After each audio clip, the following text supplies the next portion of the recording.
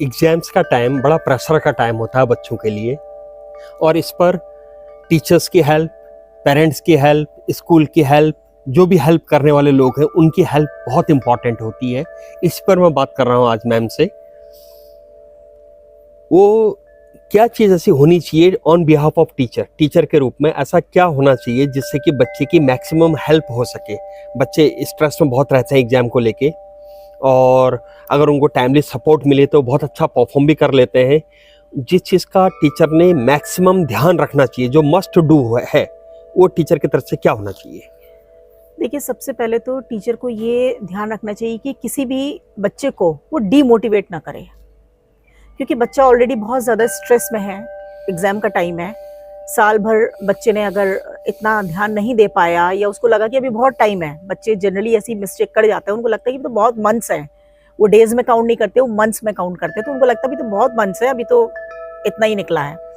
और last moment में हम देखते हैं कि बच्चों में बहुत नर्वसनेस आने लगती है। उनको लगता है कि ये फाइल कंप्लीट नहीं है, ये प्रोजेक्ट कंप्लीट नहीं है, और हमने तो ये सब्जेक्ट को बहुत सीरियसली लिया ही नहीं है, क्योंकि हर सब्जेक्ट अपने आप में 100 मार्क्स का है। ऐसा नहीं है कि कोई सब्जेक्ट कम मार्क्स का है, हर सब्जेक्ट 100 मार्क्स का है, और जो परसेंटेज बनेगी हर सब्जेक्ट की परसेंटेज काउंट होकर ही ओवरऑल परसेंटेज बनेगी।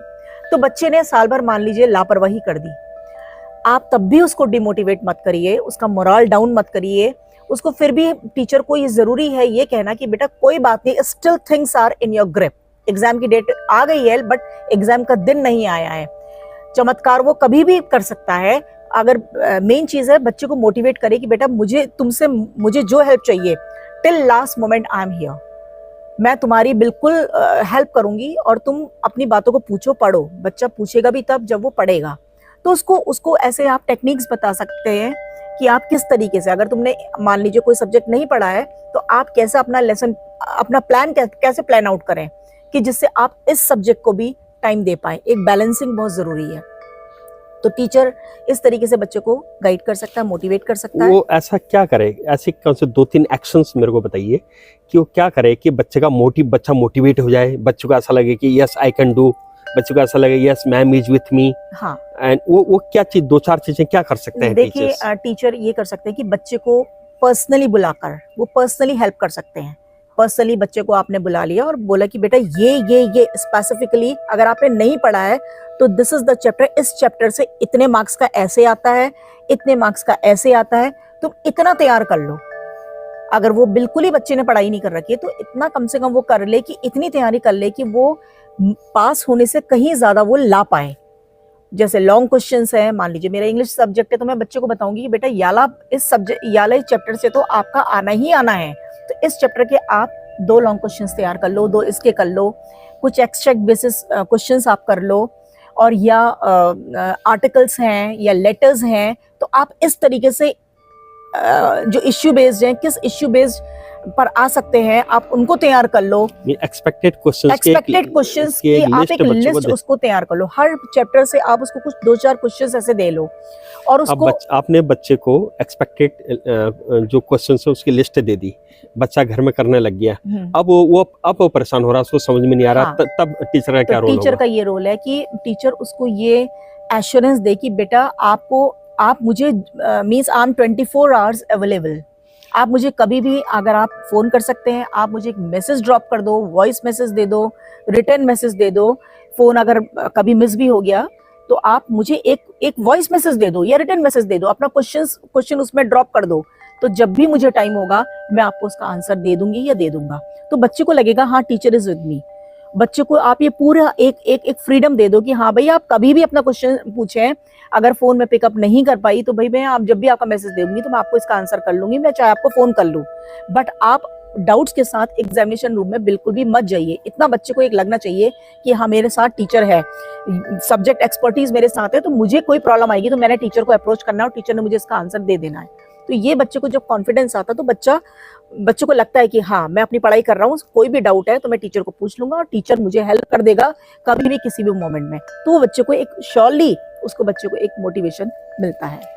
कभी कभी पेरेंट्स भी बहुत परेशान हो जाते हैं, वो देखते हैं कि बच्चा पढ़ रहा है लेकिन बच्चे को समझ में नहीं आ रहा है, अब बच्चा उतना फोकस नहीं कर पा रहा है, अटेंशन नहीं पे कर पा रहा है, तो वो सब्जेक्ट टीचर्स को कॉल करते हैं या उनसे रिक्वेस्ट करते हैं कि मैम प्लीज़ आप हेल्प कर दीजिए, सर प्लीज़ आप हेल्प कर दीजिए।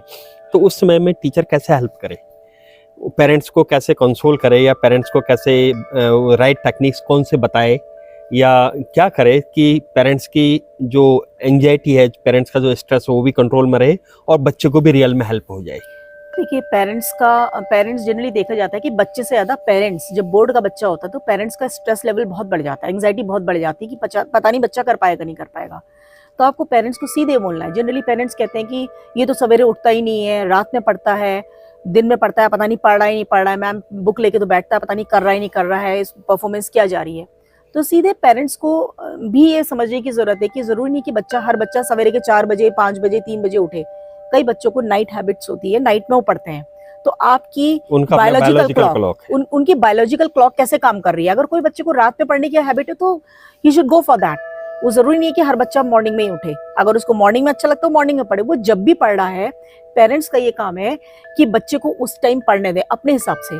अगर बच्चा सो रहा है तो उसको अपनी नींद पूरी करने दे। जरूरी नहीं है कि अगर बच्चा, मान लीजिए बच्चा तो सोया रात 3 बजे, आपने उसको 5 बजे उठा दिया, अब बच्चे की ना नींद पूरी हुई ना वो अपनी पढ़ाई पे फोकस कर पाएगा।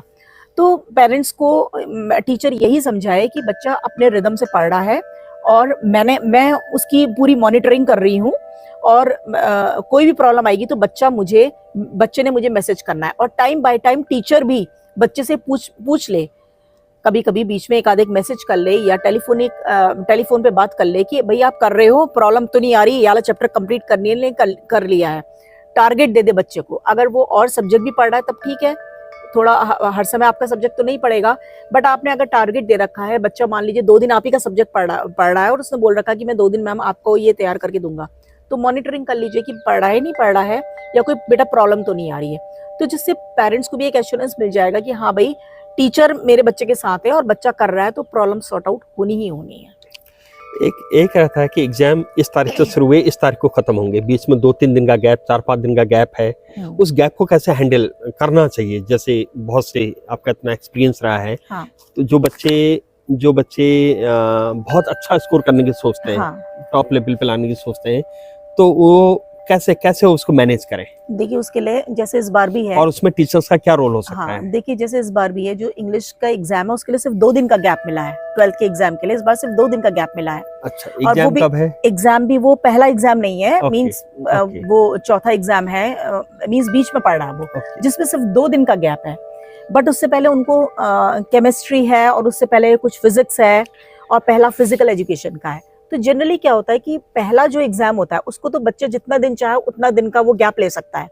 तो जनरली बच्चे 4 या 5 दिन का गैप वो पहले एग्जाम के लिए लेते हैं, और उससे पहले वो और सब्जेक्ट पढ़ते हैं।